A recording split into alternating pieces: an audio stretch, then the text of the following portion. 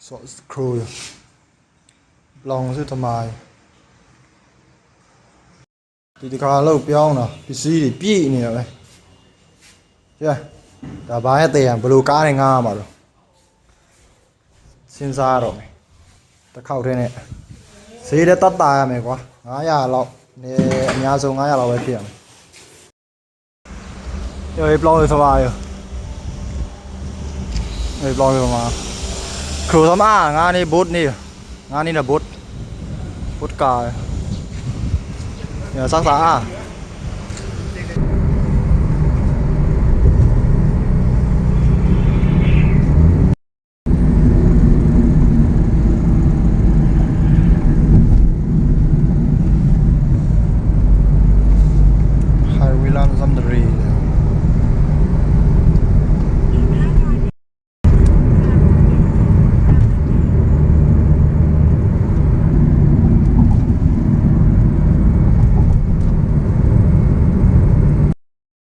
giờ bớt mà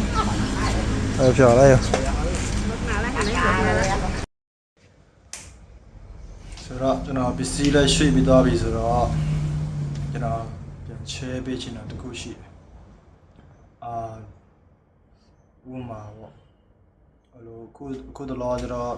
thì mình lâu đi béo ra mình ai nó lâu đi béo ra này bị xí suy ra này sau đó bị xí đi lại mình ai về sau đó nó cái đó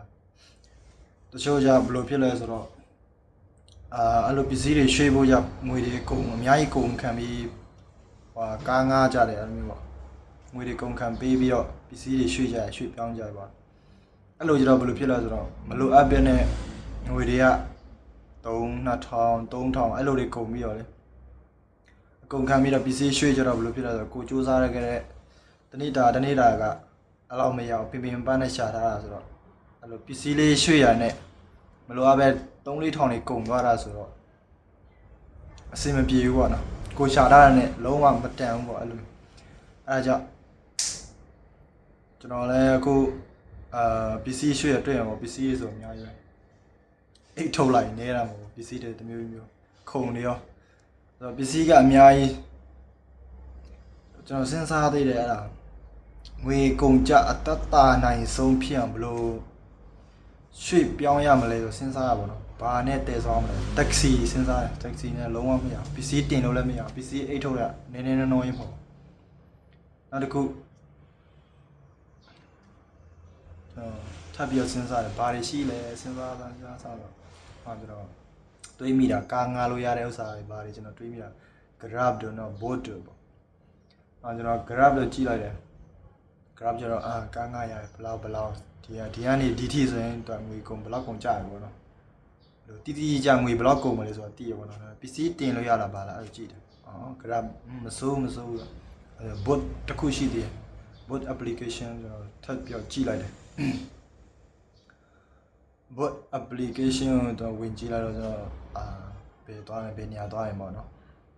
ကျွန်တော်ကြည့်ပထမဆုံးမြေပုံကြည့်လိုက်ထောက်လိုက်တယ်ဒီလောက်ကြာတယ်ဟုတ်ပြီကျွန်တော် PC အများကြီးကျွန်တော် PC တင်နိုင်မဲ့ကားပေါ့အဲ့လိုကားမရပါအမှတက္ကစီတို့ရှိတယ်နော်ဆိုင်ကယ်တွေလည်းရှိတယ်နော်ဆိုင်ကယ်နဲ့သွားမလားတက္ကစီနဲ့သွားမလားနော် confirm တချို့ကားမျိုးစားရှိစိန်လို့အေးစိန်ငင်းလေးနဲ့စီးသွားရှင်လည်းရတယ်ကားမျိုးစားရှိတယ်အမှ PC တင်လို့ရတယ်ကားဆိုတော့ကျွန်တော်လိုက်ရှာဘယ်ကားရနိုင်လဲဒီလိုကျွန်တော်ကားတစ်ခုကားတစ်စီးတွေ့လိုက်တယ်တော့ကြီးတယ်ပေါ့နော်ကားအမျိုးစားကြီးတယ် HR ကားဆိုတော့အေးရှော့တော့ PC တွေတော်တော်များတင်လို့ရမှာပေါ့နော်အဲ့ဒါကျွန်တော်ရွေးလိုက်တယ်ဒါပေမဲ့ board ကတော့ grab တဲ့ဈေးပို့ပြီးတော့တော်တော်တတ်တာတယ်ဥပမာ grab ဆိုရင်ဈေးပိုကြီးတယ် grab က900ကုန်မယ်ဆိုရင် board က900မကုန် board က450တို့အဲ့လိုမျိုးတွေboard ကပိုတတ်တာဆိုတော့ကျွန်တော် board ရွေးပြီးတော့ကားရွေးလိုက်တယ်နော်အဲ့မှာပစ္စည်းတွေတင်ဖို့ကြတော့အဲ့ဒီမောင်းမဲ့ကားဆရာကဓာတ်ရိုက်ဆက်တွယ်ရတယ်မဆက်တွယ်ဘူးဆိုရင်အဲ့ကားကကိုကရောက်လာပြီဆိုရင် PC ကလုံးဝတင်မရအဆင်မပြေဘူးဆိုရင်ကားဆရာလည်းသူလာရတာလည်းအဲ့လိုမျိုးပေါ့ဟိုကနေလာဒီနေ့လာရတာဆိုတော့သူအခက်ခဲတွေဖြစ်တတ်တယ်အဲ့ဒါကြောင့်အဲ့ line ပေါ်ပဲတန်းပြီးတော့ချက်လို့ရတယ်စကားပြောလို့ရတယ်ပေါ့နော်အဲ့ boat ထဲမှာပဲထောက်လိုက်ဆိုရင်လာမဲ့ကားတစ်စီးသူကမြေပုံနဲ့ အဲ့ကားကိုပြလိုက်မယ်အဲ့မှာကားဆရာပုံပြီးတော့ပါလိုက်မယ်အဲ့မှာအဲ့ကားဆရာနဲ့ဓာတ်ရိုက်စကားပြောလို့ရတဲ့ message ညာရှိတယ်အဲ့နှိပ်ပြီးတော့ကားဆရာနဲ့စကားပြောပါအဲ့ကြောင့်ကျွန်တော်အဲ့ကားဆရာနဲ့စကားပြောလိုက်တယ်အဲ့ပြောရဆိုတာဘာသာစကားမြန်မာတော့ကျွန်တော်မသိဘူးထိုင်းတို့အင်္ဂလိပ်တို့တော့အဲ့လိုထိုင်းတဲ့ထိုင်းစာနဲ့ပို့လိုက်အင်္ဂလိပ်တဲ့အင်္ဂလိပ်ပို့လိုက်ပေါ့ကျွန်တော်မြန်မာကတော့ကျွန်တော်မကြည့်မိလိုက်ကျွန်တော်လည်းအင်္ဂလိပ်နဲ့ပို့လိုက်ပါဟယ်လိုပေါ့နိုင်ငံစကားနော်ကားရလာကျွန်တော်မှတင်ရမယ့်ပစ္စည်းတွေအများကြီးရှိတယ်ပေါ့နော်အဲ့ဒါအဆင်ပြေမလားဆိုတော့ကျွန်တော်စာပို့လိုက်တော့သူပြန်ပို့လိုက်မရနိုင်မှုထင်တယ်လို့ကားဆရာလမ်းပြောမရနိုင်မှုထင်တယ်ဒါရလားမရလားကျွန်တော်သိရအောင်IPC ပုံလေးကိုရိုက်လာပြကြည့်ပါလားကားဆရာပြောကျွန်တော်ပုံလေးရိုက်ရကားပို့ပေးလိုက်လုံးဝမရပစ္စည်းတွေအရမ်းများတယ်အဲ့ကားဆရာမရဘူးပြပစ္စည်းအရမ်းများတယ်အဆင်မပြေဘူးတဲ့အဲ့လိုမျိုးနောက်အဲ့ဆိုကျွန်တော်ကနောက်ထပ်ကားကြီးတဲ့နောက်တစ်ခုထပ်ရွေးလိုက်ရပေါ့နော်ရွေးစရာတော့မလိုအဲ့မှာသူကမြေပုံထောက်ထားပြီးကြတယ်ဆိုတော့အဲ့ဘေးနားမှာရှိတဲ့မြဘုတ်နဲ့ပတ်သက်တဲ့ကားတွေအများကြီးတယ်အဲ့မှာဆက်လမ်းပြီးတော့ဆက်တွေ့တယ်နောက်တစ်ခုရကားတစ်စီးကျွန်တော်ပြန်တွေ့တော့အဲ့ဟယ်လိုလိုက်ဟယ်လိုပြီးကျွန်တော်စကားတော့မပြောသေးဘူးအဲ့ကျွန်တော်ဟွာပဲပို့ရသေးတယ်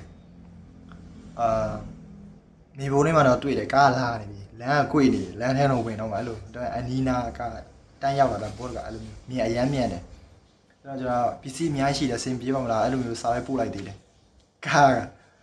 အလုံးရှိမှတော့ရောက်လာဘူးဆိုအဲ့လုံးရှိမှတော့ရောက်လာရောဟာကျွန်တော်ပစ္စည်းများလာပါတော့စကားမပြောသေးကားရောက်လာပြီအဲ့ကျွန်တော်အောက်ကိုပြေးသွားပြီးတော့အဲ့ကားဆရာကျွန်တော်ပစ္စည်းဘယ်လောက်ရှိတယ်ဆိုတော့ရိုက်ထားတဲ့ဖုန်းနဲ့ကျွန်တော်လမ်းပြလိုက်တယ်ကျွန်တော်ပစ္စည်းလိုမျိုးရှိတယ်အများကြီးတော့ရှိတယ်အဆင်ပြေပါမလားတော့ပြောအဆင်ပြေပါတယ်ဘာမှဖြစ်ဘူးအဆင်ပြေတယ်ဟောအဆင်ပြေတယ်ဆိုတော့ဘုတ်ထရအတိုင်းကျတော့900နဲ့ဘယ်လောက်936ပတ်လည်းမသိပေးရတယ်အဲ့ဘုတ်ထရအတိုင်းပေါ့ဈေးကတော့ဒီကနေဘန်ကပြီးသွားမယ်ဆိုရင်အဲ့လိုမျိုးကျွန်တော်မေးလိုက်တယ်နောက်တစ်ခုကျွန်တော်ထပ်သိချင်တာပေါ့တော့ကြာအကုန်ကြထပ်များတယ်ရှိနိုင်လားအဲ့လိုမျိုးပေါ့ရှိနိုင်လားကျွန်တော်လည်းမငားဘူးလေဘုတ်ဆိုတာတခါမှမငားဘူးဒါပေမဲ့မြင်ဘူးလားအဲ့ကြောင့်အဲ့ကားစရာထပ်မေးလိုက်တယ်ဒီကနေဟိုပေါ့ဘန်ကပီတီတော့အကုန်ကြအများဆုံးဘလော့ကုန်နိုင်ပဲဆိုတော့အဲ့ဘုတ်တရားအတိုင်းပဲပြတာ916ကုန်ပါโอเคအဆင်ပြေတယ်လို့ဒါပေမဲ့သူကဆက်ပြီးတော့ highway land နဲ့သွားမယ်အဲ့ကားစရာပြောအဆင်ပြေမလားခရီးတယ်ကိုကျွန်တော်မေးတော့ပြေတယ် highway land နဲ့ဘာဖြစ်အဆင်ပြေတယ် highway land ကျတော့ဘယ်လိုဖြစ်လဲဆိုတော့ border ကျတော့ taxi လိုမျိုးမဟုတ်ဘူး taxi တော့ကျတော့သူကhighway land နဲ့မသွားဘူးအဲ့လိုနီးတယ်လမ်းနဲ့သွားမယ်ဒါပေမဲ့ကားကျက်တယ်လေတက္ကစီလည်းကျတော့ရက်ပြီးတော့အဲ့ကြောင့်ဈေးနှုန်းလည်းမသိချောတက္ကစီဆိုရင်ဒီထက်အများကြီးကုန်ပါအဲ့လိုမျိုးပေါ့ပစ္စည်းပါတယ်တက္ကစီကတင်လို့မရပါဘူးအဲ့လိုမျိုးဘုတ်ကျတော့သူကဈေးနှုန်းလည်းအဲ့ဘန်ကပီဆိုဘန်ကပီထိပဲ900ဆို900ပဲကုန်အဲ့လိုမျိုးတန်းတီးရတယ်ဈေးတန်းတီးတယ်ဟိုထိရောက်မှဘယ်လောက်ကုန်သွားလဲအဲ့လိုမျိုးပေးစရာမလိုဘူးပေါ့နော်အဲ့လိုမျိုးရှိတော့အဲ့ကြောင့်တို့ကအမြန်လန်းနဲ့သွားတာများအမြန်လန်းကျတော့ကားမကျက်လုံးဝမကျက်ဘူးကားလန်းလုံးဝရှင်းတယ်မြန်လည်းမြန်တယ်အမြန်လားဆိုအရင်မြန်တယ်ဒါပေမဲ့အဲ့မှာတခုဘာရှိလဲဆိုတော့တိုးဂိတ်တွေဖြစ်ရတယ်တိုးဂိတ်ကျွန်တော်သွားတာဆိုတော့ highway line နဲ့သွားဆိုတော့တိုးဂိတ်နှစ်ခုဖြစ်ရတယ်ပထမတစ်ခုက90ပေးရတယ်နောက်တစ်ခုက25ပတ်လောက်အလုံးပေါင်း900ဘယ်လောက်ကုန်ကြမလဲဆိုတော့အလုံးပေါင်းဘန်ကပီတီကိုတော့980ပေါ့80 90လောက်ပေါ့600ပေါ့600လောက်ကုန်သွားတယ်အဲ့မှာကျွန်တော်လည်းအတူဟိုပါပေါ့လောက်ပြောင်းရသူရှိနောက်တယောက်ရှိတယ်သူကကျတော့ဘယ်လိုကားငှားလိုက်လဲဆိုတော့သူတို့အချင်းချင်းတီးကြတဲ့ကားဟိုပစ္စည်းတင်တဲ့ကားရတယ်ပေါ့သူကျတော့သူလည်းဘန်ကပီနာပဲ crown ဘယ်လောက်လဲမသိ crown ငှားလာမသိသွားတာသူဆိုရင်2000ကျော်တော့ကုန်တယ်အဲ့လောက်ကြီးကုန်တာကျတော့သူကလည်းပြောတယ်ဒီမျိုးကားတင်စင်ပြေမြန်လည်းမြန်ပြီပစ္စည်းအများကြီးရှာဘုတ်ဒီနေ့မရဘူးပစ္စည်းတင်လို့မရဘူးတဲ့သူကလည်းပြောတယ်ကျွန်တော်လည်းပြန်ပြောလိုက်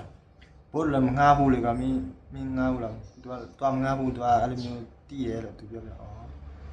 အေးအဲ့ဆိုမသိဘူးငါမေးကြည့်အောင်မယ်ကွာဘုတ်နဲ့ပတ်တန်သူကဘယ်လိုတွေရှိမလဲကိုကမသိရသေးတာအရင်မေးပြီးမှရမရဆိုတော့သိမှာလေကိုမေးရသူကတော့အဲ့လိုကားငှားလိုက်တော့2000ကျော်လည်းမသိကုန်သွားတယ်သူက2000ကျော်ဆိုတော့2000ကျော်ဆိုအများကြီးကိုအတွက်က900တော့တော်တော်များနေပြီကုန်တာအဲပစ္စည်းကလည်းများဆိုတော့900ဆိုတာတန်ပါတယ်900 600ဆိုတာတန်ပါတယ်လေပစ္စည်းကနည်းနည်း normal လေအားဒါကြောင့်အဲ့တော့ ဒါကြောင့်ပြောပြချင်တာတချို့ပစ္စည်းတွေပါရွှေ့ချင်တယ်ပေါ့နော်အလုပ်တွေပြောင်းပြီးပစ္စည်းတွေများနေတယ်လုံးဝပစ္စည်းတွေတခါတည်းတန်းရွှေ့ရမယ်ဆိုရင်ဘုတ်9ပါဘုတ်တွေ9ပါနော်ဘုတ်ထဲမှာကားမျိုးစားလုံးဝအများကြီးရှိတယ် Grab တို့မှာလည်းရှိတယ် Grab ကပိုစီးကြီးလို့နော်ဘုတ်ကပိုကောင်းတယ်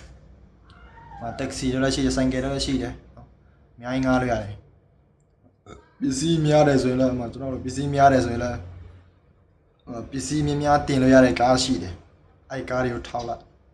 အဲ့ကားတွေနဲ့ပတ်သက်တယ်ပဲရောက်လာမှာပစ္စည်းတင်လို့ရတဲ့ကားပဲရောက်လာမှာဒါပေမဲ့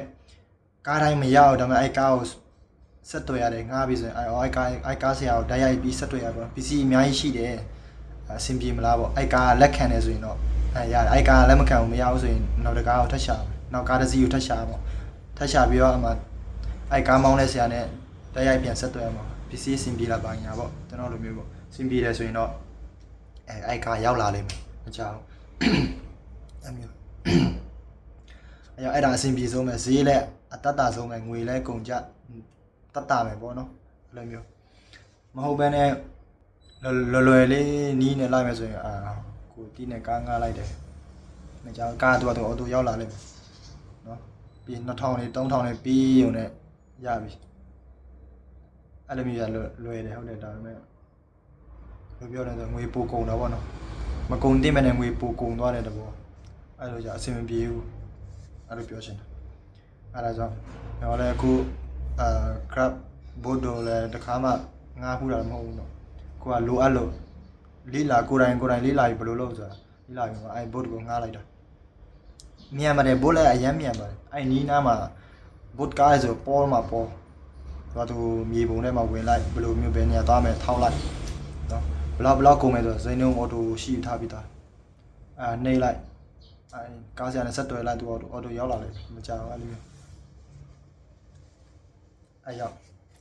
ပြန် share ပေးရှင်တာပေါ့နော်ဒါသူများအတွက်လည်းပိုစင်ပြအောင်ငွေကုန်ကြတဲ့တတ်တာအောင်လို့နော်ပင်ပန်းလောက်ရတဲ့ငွေကြတော့